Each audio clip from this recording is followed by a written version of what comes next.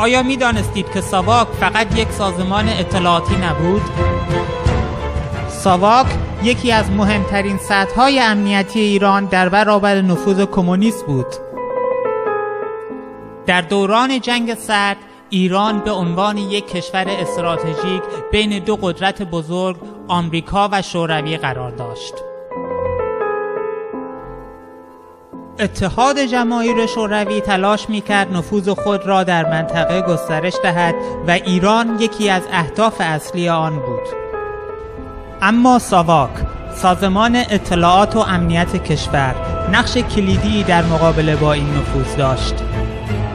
و از دیگر فعالیت‌های مفید این سازمان می‌توان به موارد زیر اشاره کرد: شناسایی و متلاشی کردن شبکه‌های جاسوسی شوروی در ایران، جلوگیری از نفوذ حزب توده و دیگر گروه‌های کمونیستی، حفظ ارتباط نزدیک با سازمان‌های اطلاعاتی غربی برای مقابله با خطرات امنیتی.